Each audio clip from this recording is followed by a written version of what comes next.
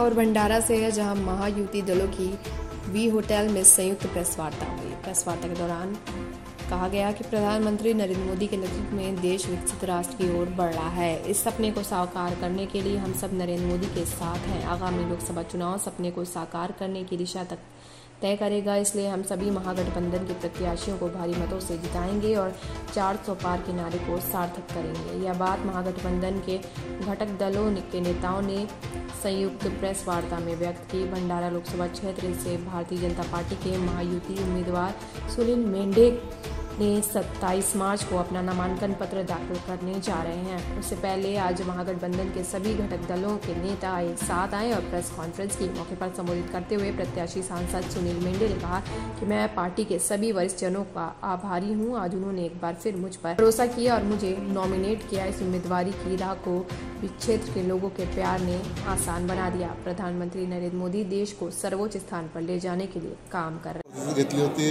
कोणते कोणते मुद्दे आहे आणि किती उठाने तुम्ही आपल्याला कल्पना असेल, महायुतीचा अधिकृत उमेदवार म्हणून माझ्या नावाची घोषणा परवा झाली आणि म्हणून सर्वप्रथम आमच्या सर्व प्रमुख नेत्यांचे आभार मानण्याच्या दृष्टीने आमच्या देशाचे पंतप्रधान आदरणीय नरेंद्र मोदीजी असो, आमचे राष्ट्रीय अध्यक्ष जे पी नड्डाजी असो, आमचे नेते अमित शहा असो किंवा आमच्या महाराष्ट्राचे प्रमुख नेते आदरणीय देवेंद्रजी फडणवीस, आदरणीय बावनकुळे साहेब आणि आमच्या राष्ट्रवादीचे राष्ट्रीय नेते आणि आमच्या भागाचे नेते आदरणीय प्रफुल्लजी पटेल, या सर्वांचे मी सर्वप्रथम आभार मानतो आणि मला ही जी दुसऱ्यांदा संधी दिली लोकांच्या सेवेकरता, त्याबद्दल त्यांना आश्वस्त करू इच्छितो की यावेळेससुद्धा परत एकदा ह्या निवडणुकीमध्ये आम्ही मोठ्या फरकाने म्हणजे 3.5 लाखपेक्षा जास्त मतांनी ही निवडणूक जिंकू आणि आमच्या नेत्यांनी, सर्व नेत्यांनी, महायुतीच्या सर्व नेत्यांनी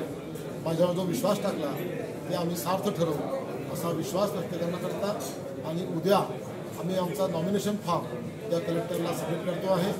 सकाळी 11 वाजता आमचे कार्यकर्ते रॅलीने आम्ही निघतो आहे आणि दुपारी 1 ते 2च्या दरम्यान आम्ही हा फॉर्म सबमिट करू आणि या रॅलीकरता आदरणीय देवेंद्रजी फडणवीस, आदरणीय बावनकुळे साहेब, आदरणीय प्रफुल्लजी पटेल आमचे तिन्ही मोठे नेते, राष्ट्रीय नेते उद्या या कार्यक्रमाला येणार आहेत आणि मी आपल्या वतीने लोकांना आवाहन करू इच्छितो की उद्या आमच्या रॅलीमध्ये मोठ्या संख्येने आपण सहभागी व्हावं सगळ्या लोकांनी आणि येणाऱ्या निवडणुकीमध्ये मला मोठ्या मताधिक्याने विजयी करावं असं आवाहन आपल्या माध्यमातून करतो।